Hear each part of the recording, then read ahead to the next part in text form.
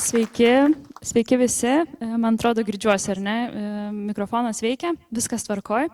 Labai džiaugiuosi, kad festivalį Lituanikon jau 35 kartą vykstantį atidarom būtent su Nijole, kuri yra tautosakininkė, etnologė, baltų mitologijos žinovė. Tai aš pasinaudosiu tokią progą užduoti labai daug įvairių naivių klausimų ekspertai. Kviečiu jūs padaryti tą patį. Visko galim klausti, naudotis tokia šaunia proga.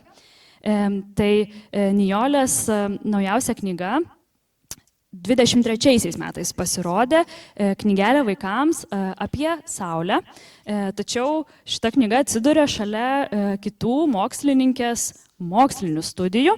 Tai buvo viena studija apie Perkūną, išversta, tiksliau perrašyta 23 metais taip pat ir angliškai, studija apie žemyną ir apie dangaus vaizdinį. Tai labai platus spektras žinių. Tai manau, kad pradėkime. Ačiū, Nijole, kad dalyvaujate. Ačiū Jums, kad pakvietėte. Tai šitoje knygelėje vaikams jūs labai gražiai ir labai aiškiai paaiškinate skirtį tarp mitologijos ir tautosakos. Tai, man atrodo, ir išsiaiškinkime tas savokas. Galbūt galėtumėte šitą skirtį paaiškinti, kas yra mitologija, kas yra tautosaka, kas yra folkloras, kas yra etnologija. Tai sveiki. Labai malonu visus matyti. Na ir pakalbėsim nusakytomis temomis. Kas yra mitologija? Mitologija tai bendriausia prasme yra mitų visuma, bet kartais šitas terminas vartojamas ir kaip mokslas apie mitus. Bet vis dėlto dažniau mes tai suprantame kaip mitų visumą. Mitologija yra mūsų kultūros pamatas, tai yra tam tikra kultūros raiška, mūsų dvasinės kultūros pamatai. Ir dėl to labai svarbu ją pažinti. Mitologijoje reiškiamos žmogaus pažiūros, tai yra tam tikra filosofija. Ir reikėtų pasakyti, kad mitologijoje kalbama neabstrahuotai reiškiamos mintis, o vaizdiniais. O tie vaizdinių junginiai, kitaip sakant, vaizdynas, kartais vadinamas tiesiog pasaulėvaizdžiu, nes reiškiamas įsivaizdavimas pasaulio, žmogaus, dievų ir jų santykių. Tai trumpai sakant, tai yra mitologija.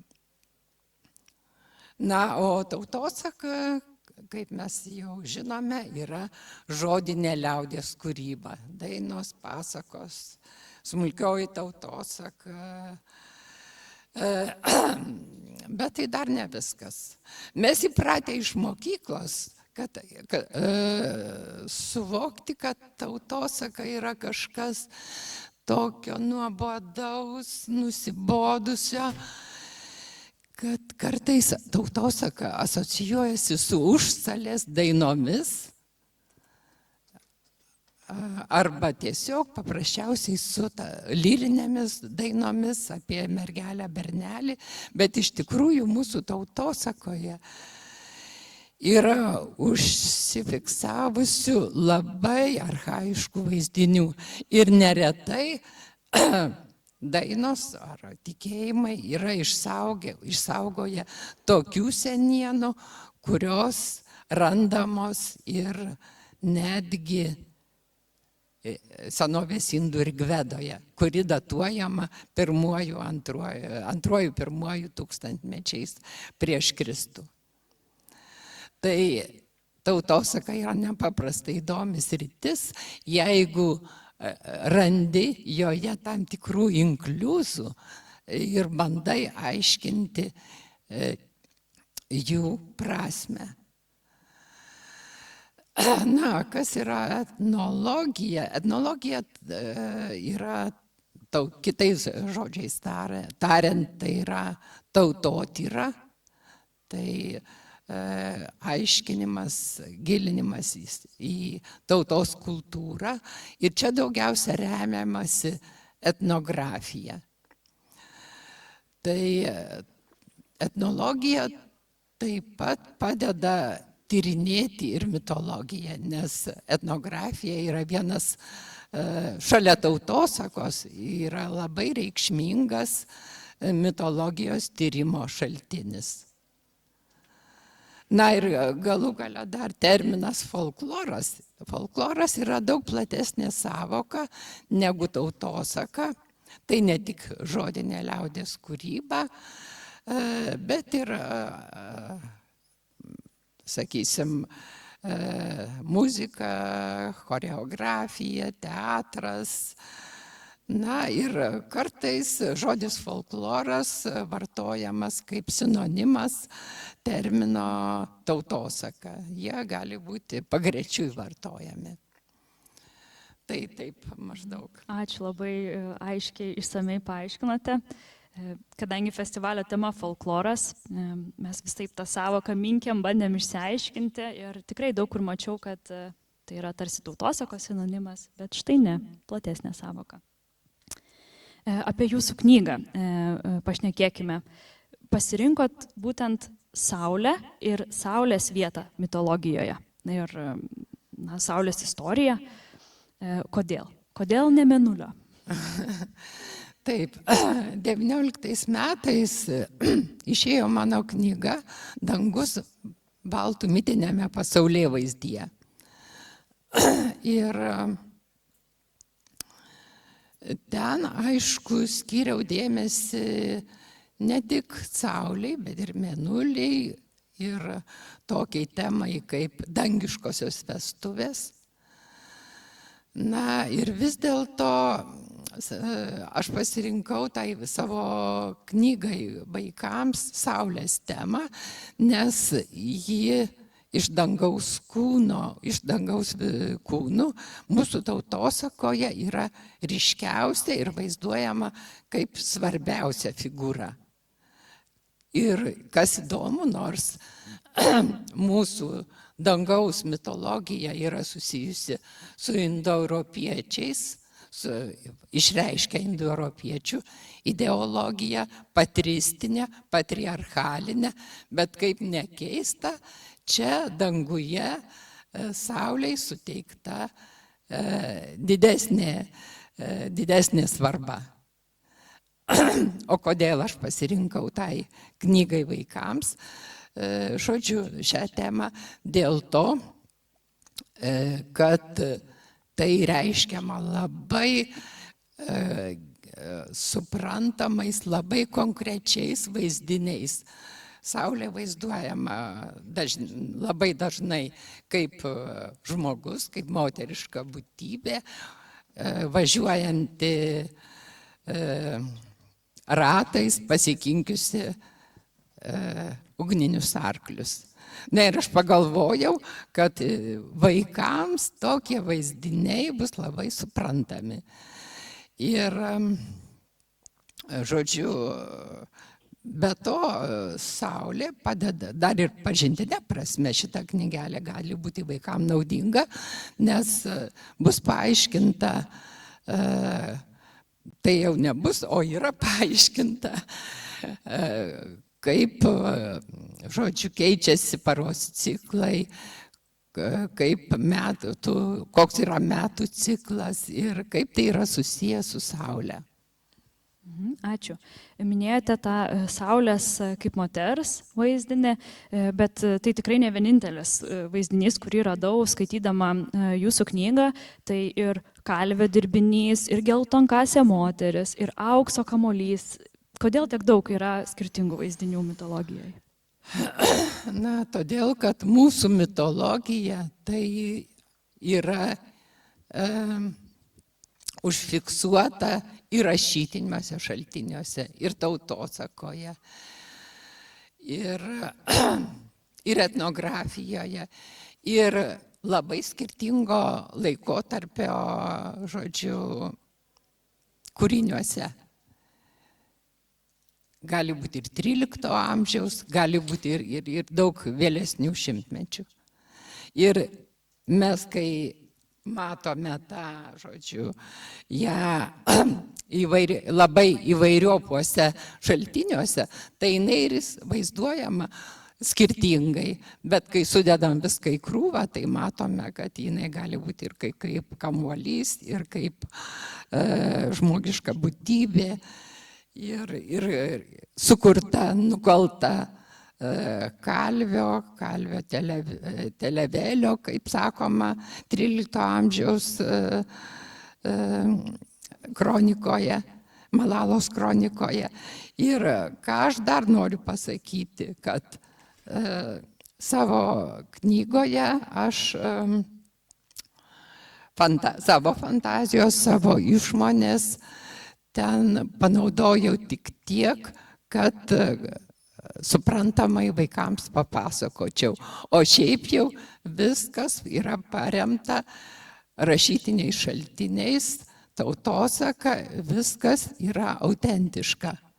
Aš norėjau, kad tikrai vaikai įsimintų tai, kas yra labai svarbu, kas yra užfiksuota mūsų seniausiuose kultūros kloduose. Tai paprastai tokia prieinama vaikams forma, iš esmės perdodate gilų žinojimą, ateinant iš mitologijos ir įvairiausius vaizdinius Saulės. Taip, stengiausi šitą padaryti, nes tikrai ir vaikam reikia suprantamą formą išdėstyti žinias apie mitologiją. Ir galbūt, jeigu aš pasakočiau taip nuobodžiai, tai ne viską įsimintų, o čia, kai pasakojama, atskleidžiama viskas vaizdiniais, tam tikrais siužetais, tai vaikui bus lengviau tą suvokti. Dar turbūt supratimą paskatina iliustracijos. Ir Saulės vizualų, Saulės kaip žmogiškos būtybės atvaizdą sukūrė latvių dailininkė Anetė Bajerė Babčiuka. Galbūt galėtumėt papasakoti, kaip jai sekėsi iliustruoti knygą ir kaip atrodė jūsų kūrybinis procesas, kiek bendradarbiavot, tarėtės, ar galbūt kažkokiais šaltiniais rėmėtės.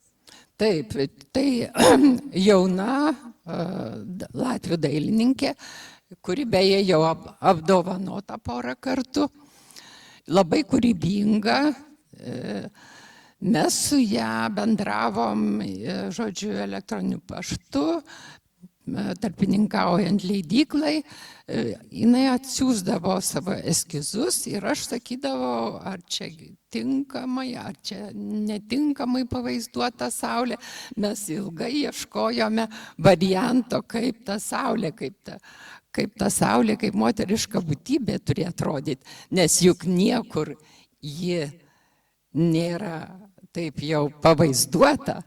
Čia jau reikėjo dailininkiai, taip pat ir man dalyvaujant šiek tiek, kurti tą vaizdinį Saulės, Mėnulio ir Perkūno. Na, Perkūnas jau šiek tiek žinomi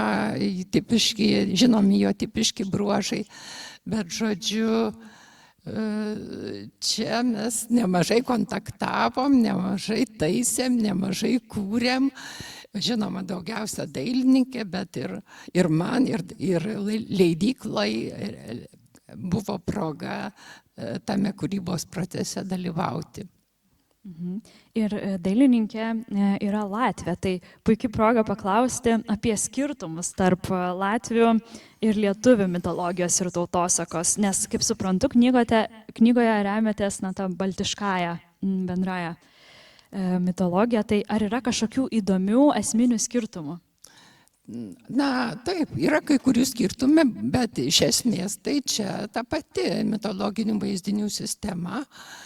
Ir aš savo toj mokslinėje knygoje, kurią minėjau, remiausi ne tik lietuvių, bet ir latvių tautosaka ir mitologija.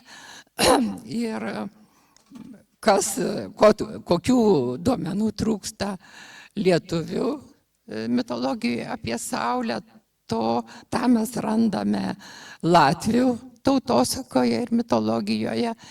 Ir latvių Saulė yra daug detaliau, daug išsameu pavaizduota kaip žmogiška būtybė, labiau individualizuota. Ir tikrai yra tiesiog Saulei skirtų, apie Saulę skurtų dainų. Ir netgi tokie du rinkiniai yra, dainų rinkiniai, kurie skirti vien tik Saulei. Ir, šitoje knygoje visokiausių naujų sužinojau dalykų apie Saulę. Vienas iš jų buvo, kad apie Saulės pagrobimą, kad Saulė buvo pagrobta ir kad ją iš tamsos ir šalčio karalystės išvaduoja milžinas Domertas. Visiškai negirdėtas nei vardas, nei figūra man buvo, galbūt galėtumėt apie ją daugiau papasakoti. Gal čia iš Latvių ateina? Na, visiems yra žinoma, kad metų cikle yra vasaros saulėgrąža ir žiemos saulėgrįža. Ir manoma, kad žiemos saulėgrįžos metu Saulė gimė, taip tiesiog labai aiškiai kalbama apie iranėnų mitrą, šviesos dievą mitrą, kad gruodžio 25 yra jo gimimo diena, tai apie tai sakoma daugelį mitologijos enciklopedijų. Na ir šiaip jau logiškai mąstant, iš tiesų, tuo metu apie Kalėdas, kai trumpiausios dienos ir įvyksta, žodžiu, ta solsticija, tai dienos po to ima ilgėti ir aiškinama, kad tuo metu gimė arba atgimė Saulė. O prieš tai yra tokių mitų, tokių siužetų, kuriuose pasakojama, kad Saulė buvo pagrobta. Toks mitas užrašytas Enėjo Silvijaus Pikolominio 15 amžiuje. Ir beje, tas mitas yra baltų religijos ir mitologijos šaltinių 4 tomyje, 1 tome. Na ir jame pasakojama, kad Saulė buvo pagrobta galingojo karaliaus ir uždaryta į tvirčiausią bokštą. Na ir tuo metu buvo keletą mėnesių net tamsu, bet Saulė išvadavo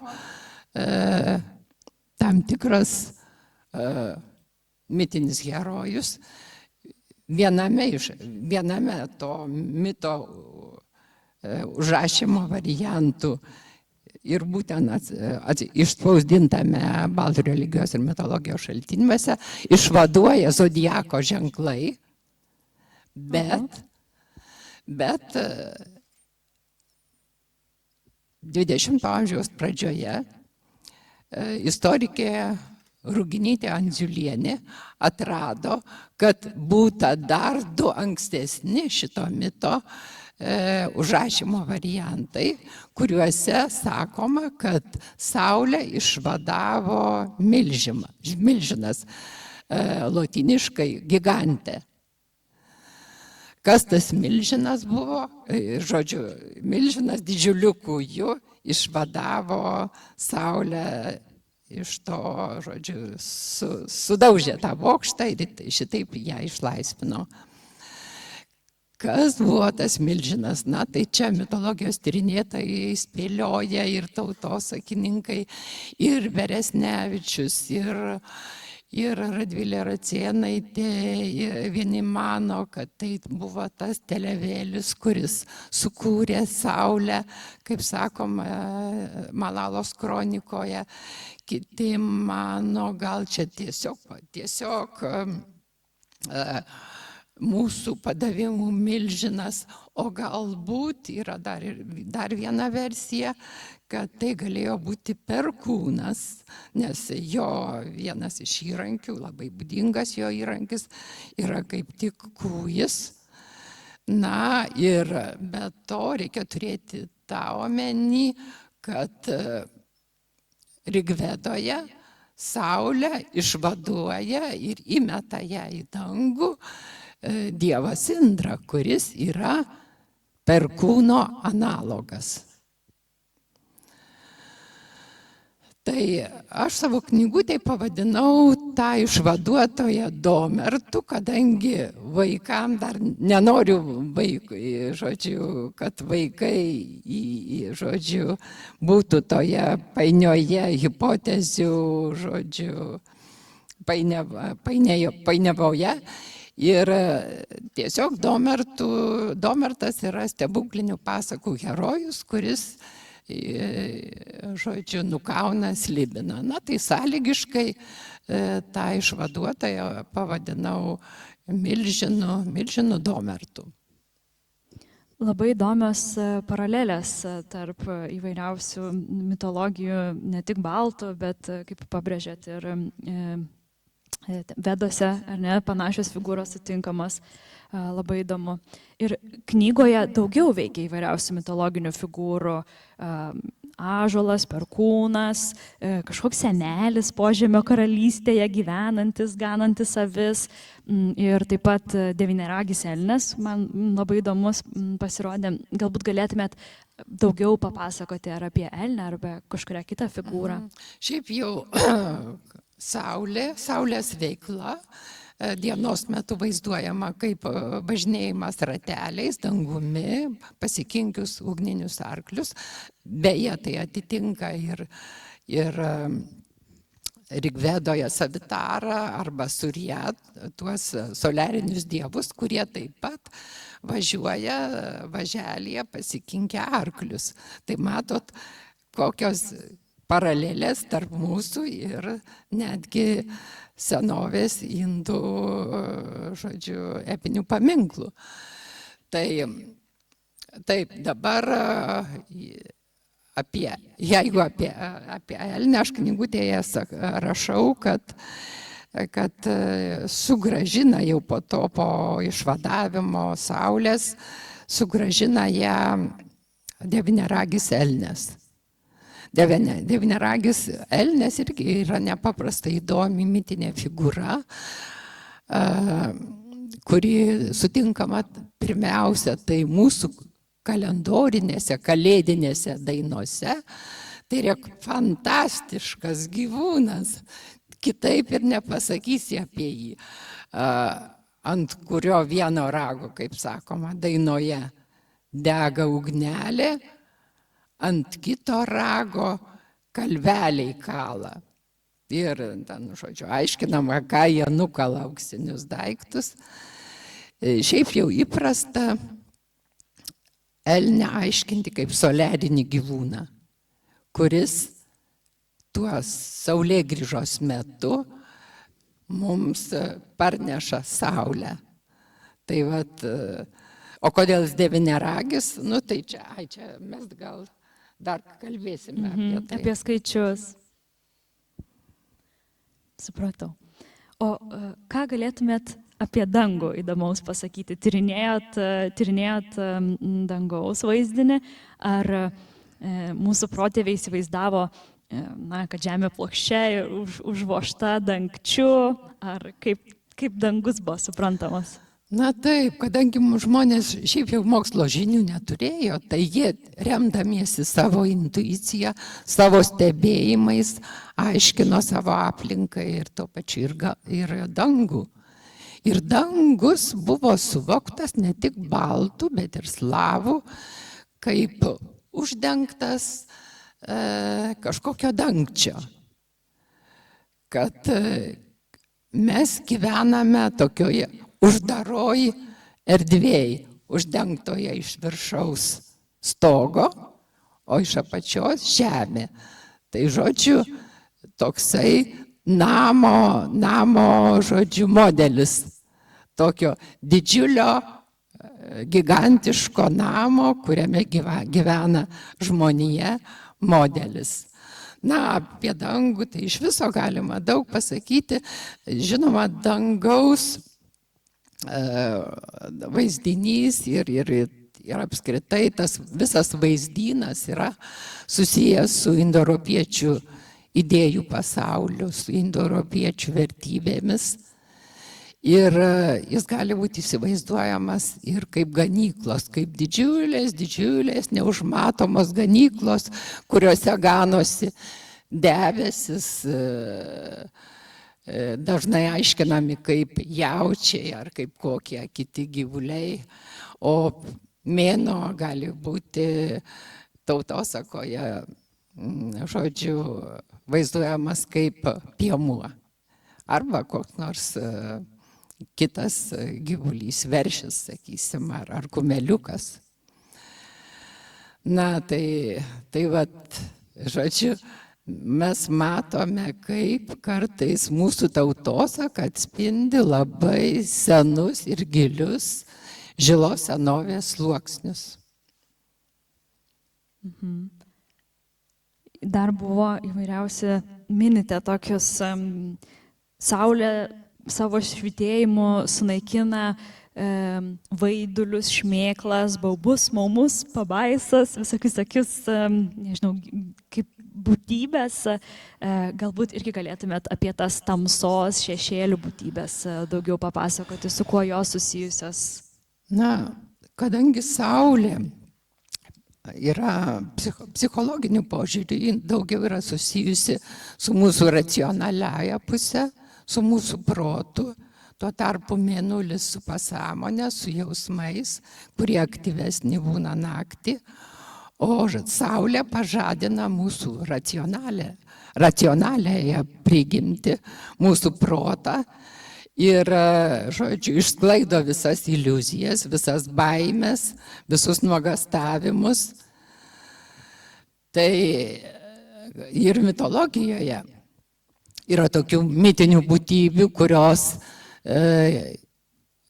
gyvena tik tamsoje, požemyje, arba jeigu žemėje pasirodo tamsiuoju paros metu. Tai ir velnės, tai ir laumės, raganos. Ir mes turime taip pat ir savo elfų, kurie taip pat bijo šviesos, tik tai jie dar per mažai ištyrinėti. Bet mūsų elfai tai būtų barstukai. 16 amžiuje Sūduvių knygelėje buvo užrašyta tokia mitinė informacija, kad po šeivamedžiu gyvena dievas Puškaitis, o jo tarnai yra barstukai, kurie neša žmonėms, žodžiu, turtus. Jie tarytum siejasi su kaukais, daug ko panašus į kaukus. Bet ir jie, kaip jau kitų autorių rašoma, tie barstukai bijo saulės šviesos. Be galo Tai va, įdomu. šviesa. Na ir, o šiaip pabaisos visos, ko bijo dar apsiginimo nuo jų priemonės. Tai ir, sakysim, kas būdavo daroma per jonines arba per rasas, kitaip tariant. Tai naktį, vidurnaktį būdavo einama ieškoti paparčio žiedo ir miške, aišku, būdavo labai gūdu ir visokios pabaisos, visokios baidyklės gąsdindavo ir ne viename tikėjime užrašyta, kad norint apsisaugoti nuo jų ir tokiu būdu rasti tą žydintį paparčio žiedą, reikia apsibrėžti aplink save ratą. Apskritimas ratas yra universali apsaugos priemonė. O dar jeigu apsibrėži ją šermukšninę lazdą, tai įsaugo tikrai patikimai. Na, o šermukšnis toks augalas, toks medis, kuris apgina ir ne vien baltų mitologijoje, bet ir germanų ir kai kuriuose kitose, apgina nuo velnio, laumių, raganų. Žodžiu, dar ir augalai taip pat panaudoti tai apsaugai. Labai įdomu. Nijolė, kitą knygą būtinai apie tamsiuosius elfus rašykite. O, reikia. Apie tas barstukus. Niekas nesu girdėjusi, be galo įdomu. Kalbėjote apie apskritimą kaip tokį apsauginį simbolį ir, na, pasinaudosiu dabar progą apie skaičių simboliką paklausti. Tai atsikartoja jūsų knygoje skaičius 9, bet girdėtas jis man ir iš kitur, 3, 9, kuo 9 ypatingas arba apskritai kaip skaičiai buvo svarbus baltams. Na, tikrai, vat, skaičiai 3, 9 ir 27 baltam buvo labai svarbus, tai magiški šventieji skaičiai. Kaip aiškinti juos ir jų simboliką? Tai, na, 3, tai čia dažnai būna ir medžio struktūra susieta su skaičiumi 3, jis gali būti 3 liemenimis, gali jis būti 9 šakės, 3 ir 3 kombinacija. Kartais apie dangų kalbant sakoma, kad jis gali būti 3 lygmenų, gali būti 9 lygmenų ir sakoma, pasijutau kaip 9 dangui. Tai čia labai archaiškas vaizdinys. Ir dar religijotyrininkas Mirčia Eliade yra rašęs apie tuos lygmenis, apie tuos skaičius. Ir jis yra aiškinęs, kad tie, sakysim, jeigu koks nors objektas yra susijęs su skaičiumi 9, ypač jeigu jis yra vertikalus, tai jis gali simbolizuoti skirtingas mūsų supančio pasaulio lygmenis, įtraukiant į visą tai ir dangų. Tai, žodžiu, viena vertus taip gali būti paaiškinta, bet labai įdomus dar pavyzdys būtų apie tai, kad mūsų sambariai, tai žodžiu, kulės apeigos, kada kuliami grūdai, kad jie būtų pašventinti, būdavo atliekamos tam tikros apeigos, buvo daromas alus ir kepama duona. Ir būtent tas alus ir ta duona buvo kepami iš grūdų, iš 9 saujų,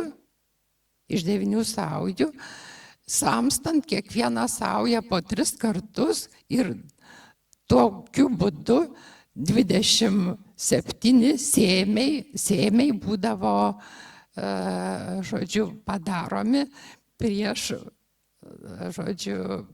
tą alaus gamybą ir tai buvo labai svarbu, ta procedūra buvo būtina.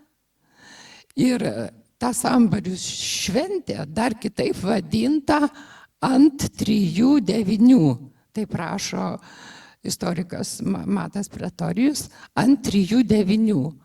Tai žodžiu, kad tais skaičiais, žodžiu, 3 ir daugybą iš 9 labai, žodžiu, per tą šventę daug, žodžiu, tos kombinacijos reiškia. Beje, aš norėčiau dar tokią paralelę priminti, kad mūsų gėrimas 3-9 atspindi būtent tą archaišką vaizdinį, tą suvokimą, kad tas gėrimas, kad apeiginis gėrimas turi būti gaminamas iš, žodžiu, 9 saujų, iš 9 grūdų, žodžiu, saujų, padauginus, samstant kiekvieną po 3 kartus, žodžiu, iš 27 sėmių. Ir tas skaičius 27 pasikartoja ir kitur mitologijoje, sakysim, Perkūnas yra pasikinkęs 27 ožius į savo važelį. Užkalbėjimuose, taip pat gydymo praktikoje tas skaičius panaudojamas. Na ir, žodžiu, o skaičius 9 iš viso labai universalus. Tai ir 9-šakis medis, ir 9-ragis elnias. Ir, nu, žodžiu, labai dažnai sutinkamas tas skaičius. Paskutinį klausimą užduosiu ir atiduosiu mikrofoną mūsų klausytojams. Vien iš Saulės dienos ir metų kelionės akivaizdu, kad laikas buvo cikliškas, kad gamtos ciklai buvo irgi labai svarbus. Ir, na taip, klimato kaitos akivaizdoj man labai įdomus protėvių santykis su gamta. Tai galbūt galėtumėt papasakoti daugiau apie gamtą, jos supratimą ir kaip sugyveno su ją. Na kaip, mūsų mitologija yra gamtojautinė. Žodžiu, gamta buvo nepaprastai svarbi žmogui, nes tai jo buvo kasdieninė aplinka. Ir ką įdomu pabrėžti ir kas man pačiai labai, žodžiu, imponuoja, tai kad žmogaus santykis su gamta buvo iš esmės pozityvus. Ir jis, žinoma, jis ir pragmatiniais tikslais panaudodavo gamtą, sakysim, medieną ar kitus dalykus, bet vis dėlto iš esmės esminės stichijos žmogui buvo šventos. Tai ir žemė, ir vandenis, ir ugnis. Ir, žodžiu, bet kokį darbą pradėdamas, žmogus žiūrėdavo į dangų. Ir, sakysim, ar galima jau pradėti bulvę sodinti? Žiūrėdavo kokie debesis, jeigu maži kamuoliniai debesis, vadinasi, bulvių derlius bus geras. Žiūrėdavo į dangų ir aiškindavo, ir dangus pranašaudavo, žodžiu, koks bus oras ir tuo tikslu. Na ir apskritai, o jeigu išvysdavo vaivorykštę, tai jam čia buvo toks įstabus ženklas, šventybės raiška. Ir na, žodžiu, kas yra vaivorykštė, tai apie tai taip pat aiškinu, kalbu savo toje minėtoje knygoje apie dangų. Tai kviečiu, Nijolės knygą galima įsigyti mūsų infostale, šitą įspūdingą knygelę vaikams, bet taip pat pasižiūrėkite ir mokslininkės studijas rimtasias apie Perkūną, žemyną ir dangų.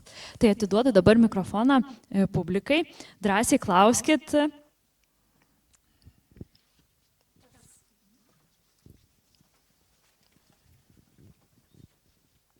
Sveiki. Aš norėjau pasiklausti, kai kalbam apie folklorą, tautosaką ar visus tos panašius terminus, kurioje vietoje mes brėžiame liniją laikę, kad taip kaip ir pasibaigia ar nepasibaigia, nes turbūt mes vis tiek dar dabar kuriam tautosaką. Bet kai kalbam apie gamtą, pavyzdžiui, jūs dabar kaip tik apie gamtą kalbėt, kaip senovės lietuviai žiūrėjo į gamtą, dabar mes vis tiek žiūrim į gamtą, galbūt taip į tą gamtą žiūrim kaip į kažkokią galbūt prabangą, jeigu mes mieste gyvenam, kas jeigu tu ten prie ežero gali nuvažiuoti atostogauti ar iš viso namą turėti ant ežero, tai čia net skandalas, nes tai yra pernelyg didelė prabanga atimama iš visų.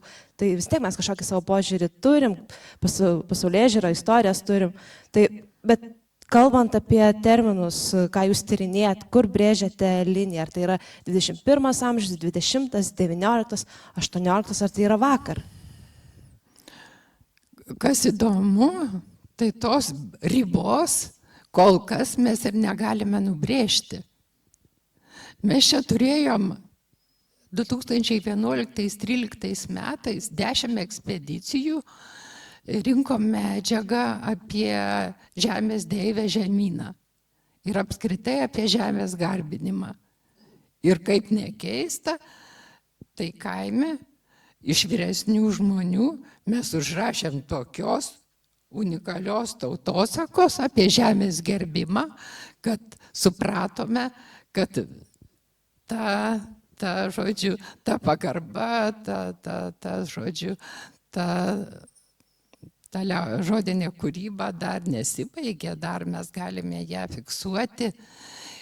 Žinoma, kai išmirs tie seneliai, tai jau gali būti sudėtingiau. Tai dėl to ir reikia, kad mes turėtume tvirtesnės šaknis, kad mūsų tos vertybės įaugtų, kad mes savo sąmonėje tuos archetipus turėtume ir mūsų vaikai turėtų. Reikia ir supažindinti su mitologija, su tautosaka ir taip labai sąmoningai, labai rimtai, skaitant tikrai yra dabar parašyta labai gerų mokslinių studijų ir žodžiu, kad mes savo žodžiu, supratimu, savo sąmonę tęstume tą visą tai. Taip, tai aš norėčiau paklausti klausimą apie aušrinę iš tiesų. Pastaruoju metu teko gan daug pasiskaitinėti apie baltų dievus ir skaitant aušrinę man kilo toksai klausimas, pagrindė skaitant visokius šaltinius apie šitą dievą. Dažniausiai jin yra minima kontekste specifiškai apie mėnulio neištikimybę. Ir aš suprantu, kad aušrinė turėtų būti dievas, kuris mums atneša rytą, tačiau skaitant visus šiuos šaltinius, man kilo toks jausmas, kad šitos deivės vertybė atėjo pagrindė iš to, koks jos ryšys yra su mėnuliu, bet ne iš to, ką jinai pati atneša mums. Gal turit ką nors pakomentuoti apie tai? Na taip, jos ryšys akivaizdus, net ir danguje gali matyti, kai mėnulio jaunatis, kad kažkokia žvaigždutė, būtent aušrinė, yra visiškai netoli to mėnulio pjautuvėlio ir jinai po truputį artėja prie jo ir žmonės stebėdami tą dangų, tą žvaigždę sukūrė tokį mitą, kuris beje taip pat indoeuropiečių kilmės yra paplitęs ir pas slavus, ir žodžiu, ir Latvių ypatingai gerai išplėtotas. Tai taip, na, apie aušrinę labai nedaug mes ir žinome ir apie tą dangiškųjų vestuvių mitą. Lietuviai ir Latviai baltų tautosaka beje bene daugiausia pasako apie tą indoeuropietiškąjį dangiškųjų vestuvių mitų. Šiek tiek yra nuotrupų apie Ušas Rigvetoje, kad ji taip pat vežimaičių važiuoja ir Indra, žodžiu, griaustinio dievas suskaldo jį. Na, tai vat labai nedaug yra tų fragmentėlių, bet juos sudėjus į krūvą galima kažką spręsti. Tai ačiū už atsakymą. Šiaip aš turiu kitą klausimą, šiek tiek nesusijusi su dievais, apie kuriuos mes dabar kalbėjom. Aš iš tiesų norėčiau paklausti apie Medeiną ir Žvorūną. Tai tiksliau, kiek teko domėti šiais dievais, tai Labai daug šaltinių kalba, kad Medeina yra specifiškai žvėrių ir miško žvėrių deivė, o žvorūna yra medžioklė, tačiau nemažai šaltinių ir tapatina, kaip Medeina ir žvorūna būti tuo pačiu dievu. Ir man įdomi ta tokia perspektyva, kad mes turime tuos gan skirtingas koncepcijas, kad vienas yra globėjas, o kitas yra medžiotojas, tačiau tam tikri šaltiniai jos sumeta į vieną vietą, tarsi tai būtų ta pati esybė. Tarsi mes turėtume eiti pas žvėrių globėtoją, prašyti, kad mes juos galėtume žudyti. Aš nelabai suprantu šios perspektyvos iš tiesų. Na, taip, čia 13 amžiaus šaltiniuose jos užfiksuotos Žvorūna ir Medeina ir apie jas beveik nieko nepasakyta. Ten tik tai žodžiu,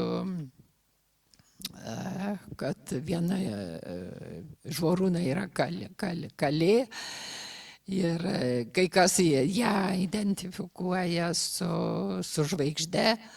Na, bet šiaip jau koncepcijos, hipotezės apie Medeiną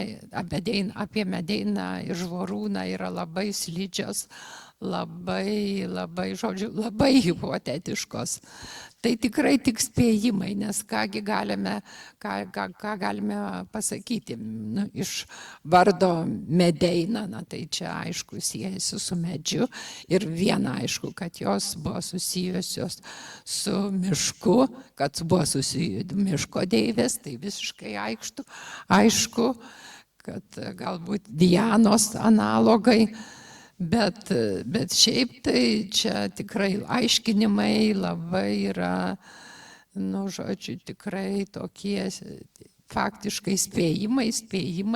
Na, mitologija iš viso mitologijos tyrinėjimuose paprastai, na, daugeliu atveju remiamasi hipotezėmis, bet jeigu vienos hipotezės patvirtina kitas hipotezės, jeigu jau čia tokia grandinė klostosi, na, tai jau daugiau tikimybės, kad tai yra tikra ir jeigu tai dar patvirtinama kitų tautų duomenų.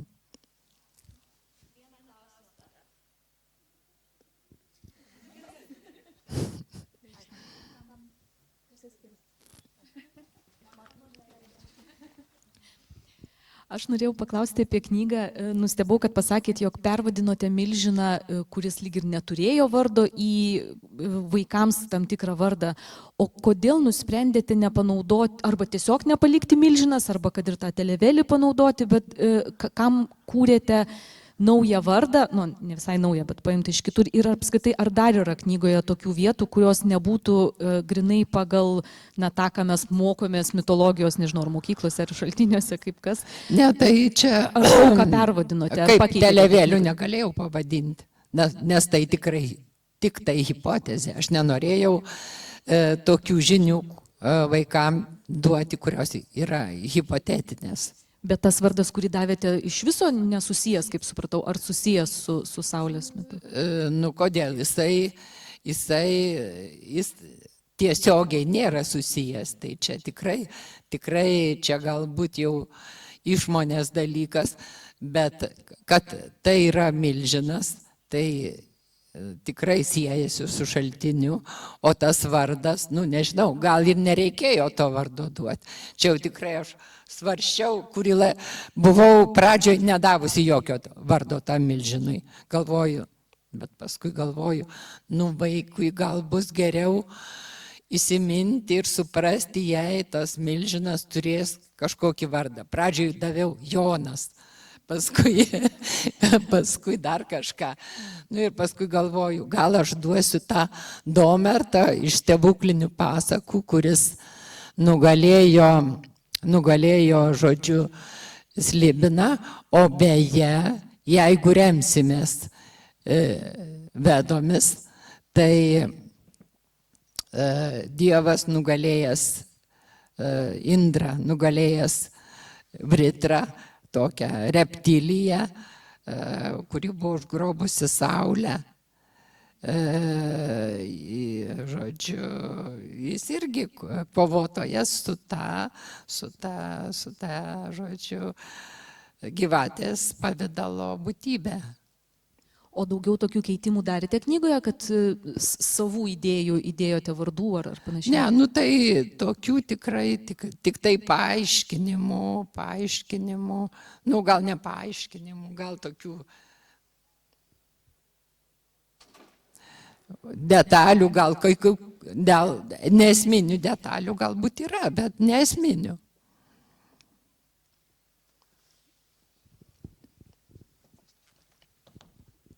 Ačiū labai, Nijoliai, ačiū visiems dalyvavusiems. Kviečiu pasilikti kitam pokalbiui su rašytojais. Kaip tik kalbėsim apie folkloro ir pramano santykį. Dėkojam Nijoliai, dovanėliai teikiam Nijolę, kad atminimui, taip. Ir susitiksime už 5 minučių. Ačiū.